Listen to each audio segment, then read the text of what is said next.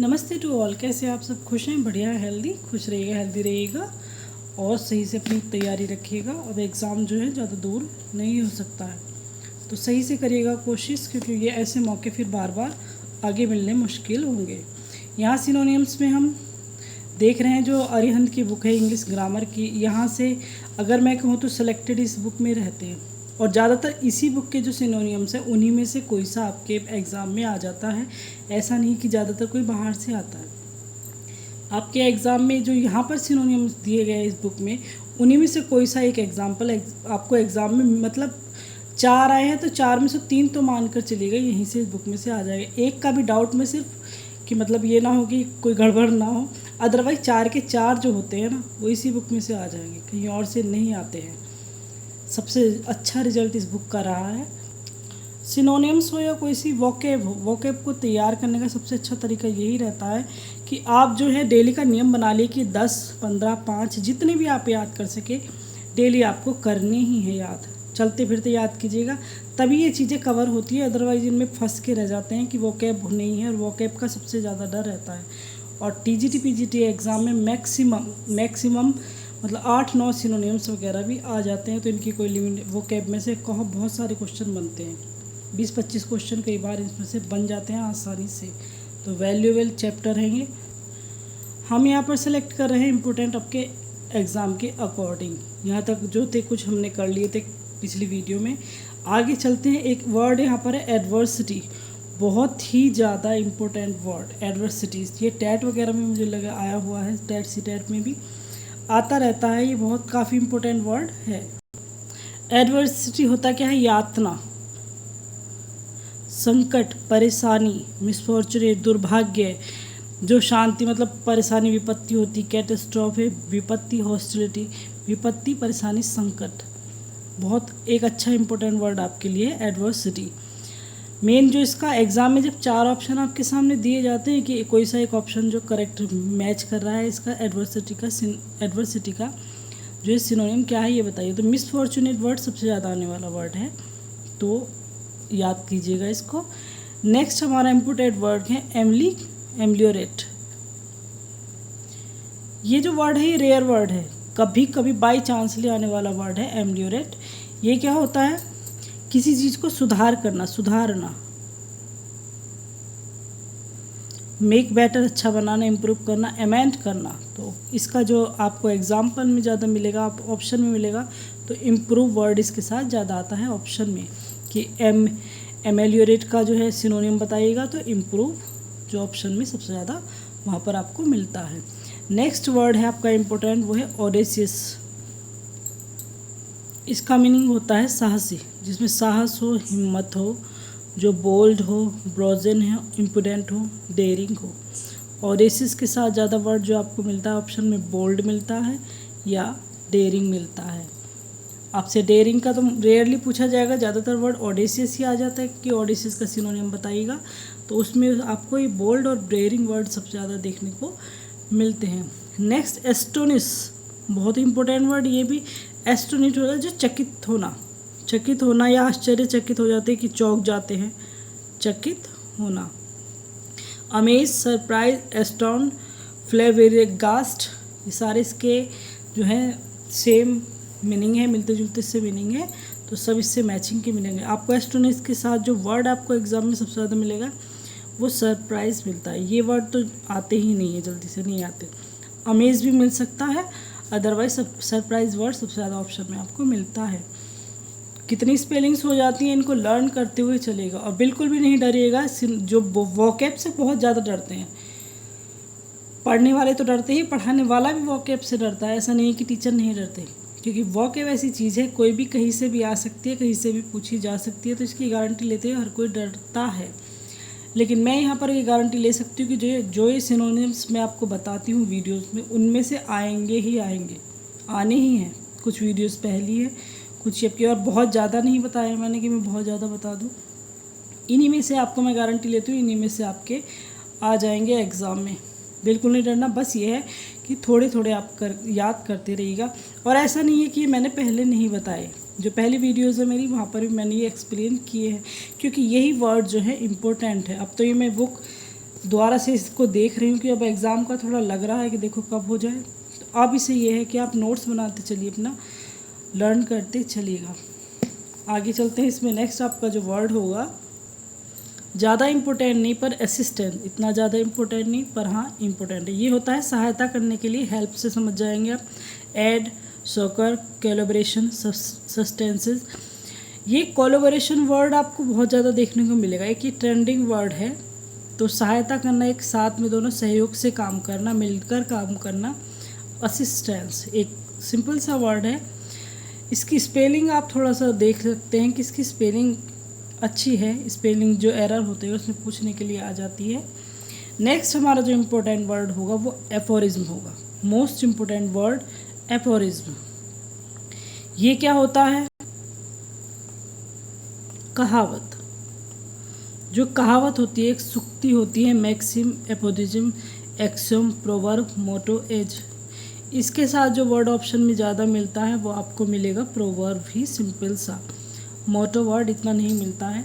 As word और देख लीजिएगा आप, ये वर्ड है, ये भी इम्पोर्टेंट है थोड़ा, पर इतना ज़्यादा नहीं। बाकी एपोरिज्म के साथ जो आपको मिलेगा वर्ड वो प्रोवर्ब ही मिल जाएगा। कि इसका मीनिंग क्या, इसका सिनोनिम्स क्या है? प्रोवर्ब। एप्रीहेंड नहीं, एप्रेज। एप्रेज वर्ड इम्पोर्टेंट है आपके लिए। Evolute, estimate. यहाँ जो ये वर्ड्स मैं आपको बता रही हूँ, देखिए ये इम्पोर्टेंट सेलेक्ट करके मैं आपको दे रही हूँ, कि मैं सेलेक्ट करके बता रही हूँ कि कौन कौन सा वर्ड आपके लिए इम्पोर्टेंट है। लर्न देखिए आपको ही होना है, करना ही है कि आप याद करेंगे इनको। मैं तरीका बता सकती हूँ कि पेपर बनाइएगा, जितने मैंने कल बताए थे उतने 10 थे, वे लगभग 10 थे। वो 10 के दिन उसी दिन इतने अच्छे से याद कर लो कि उन्हें दोबारा रिपीट करने की ज़रूरत भी ना पड़े। लगभग 10 ही आपके आज हो जाएंगे। ये 10 के है, 10 जो है वे आज के आज आप अच्छे से लर्न कर दिए। और चलते फिरते याद कीजिएगा। नोट बना लिए, पेपर पे नोट के लिए, हाथ पर लिख लिए। आपके रूम इस तरह के है, किसी का है भाई रूम है, या बाथरूम में भी बहुत से लिख ले, टांग लेते हैं, पेपर लगा लेते हैं। तो जैसे भी करें, पर आप अपने 10 पे जो है ये याद करनी ही है कि हमें आज ही ये याद करने, इनको निपटाना बिल्कुल। बाकी अगर मैं इनको बिल्कुल अप्रेज करके इनको अगर मैं पढ़ाने लगूँ या आपको समझाने लगूँ, तो उसमें भी सिर्फ टाइम ही वेस्ट है, कुछ नहीं है। पढ़ना जो है आपको ही है। एप्रेज वर्ड क्या होता है? जैसे ये हमने एपोरिज्म से कहावत पढ़ लिया। एपोरिज्म कहावत को कहा जाता है। अब प्रोवर्ब वर्ड ऐसा है जो आप प्रोवर्ब आपका पढ़ा हुआ होगा, 100% आपका पढ़ा हुआ होता है कि प्रोवर्ब क्या है? कहावत, इडियम्स एंड प्रोवर्ब्स या फ्रेजेस सब पढ़े हुए हैं। तो इतना आसान नहीं होता। एपोरिज्म का मीनिंग आपको पता है, तो जो 4 ऑप्शन आपके एग्ज़ाम में दिए जाएंगे ना, उनमें से आप आसानी से सेलेक्ट कर लेंगे, क्योंकि वहाँ पर इतने हार्ड ऑप्शन 4 में नहीं देते कि आप उन्हें ना समझ सकते हो, ना आपके पढ़े हुए हो, या ना आपने कभी वो देखे हो। ऑप्शन बहुत इजी आते हैं, बस एक ये वर्ड थोड़ा सा आपको लग सकता है कि हार्ड आ गया, अदरवाइज़ ऑप्शन आसान होंगे। तो ये वर्ड पर फोकस कीजिए, इनकी हिंदी मैंने लिखी हुई है, याद कीजिएगा। ऑप्शन आपको बहुत आसान वहाँ पर मिलेंगे। नेक्स्ट हमने क्या? अप्रोच।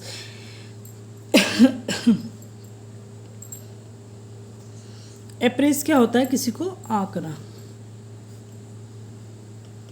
जो आंकना कहते हैं ना, आंक लिया उसको, या इवोलेट, एस्टिमेट, मूल्यांकन करना, किसी के बारे में अनुमान लगाना। तो अच्छा इंपॉर्टेंट वर्ड है। दोनों ही वर्ड इसके इम्पोर्टेंट है। इवोल्यूट का मीनिंग भी आपको पता होना चाहिए, मूल्यांकन करना। एस्टिमेट अनुमान लगाना या मूल्यांकन करना। तो दोनों ही वर्ड काफ़ी इम्पोर्टेंट है। नेक्स्ट इम्पोर्टेंट वर्ड है एंथेसिस। ये तो आपका फिगर ऑफ स्पीच भी आता है, जो विपरीत अलंकार है। विपरीत होना या विरोधी होना आपके यहाँ है ये फिगर ऑफ स्पीच।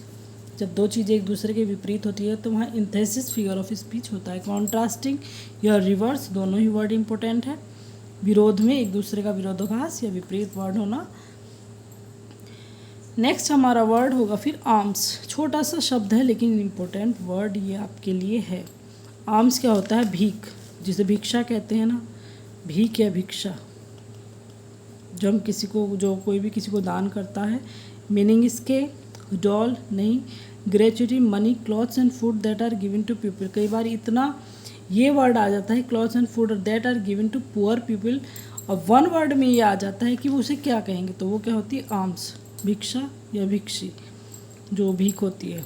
अदरवाइज और पर्पज़ से इतना ज़्यादा इम्पोर्टेंट वर्ड ये नहीं है। बिहेवियर वर्ड है, हमारे लगता है हमें सिंपल सा वर्ड है कि नहीं आएगा, पर ये इंपॉर्टेंट वर्ड है।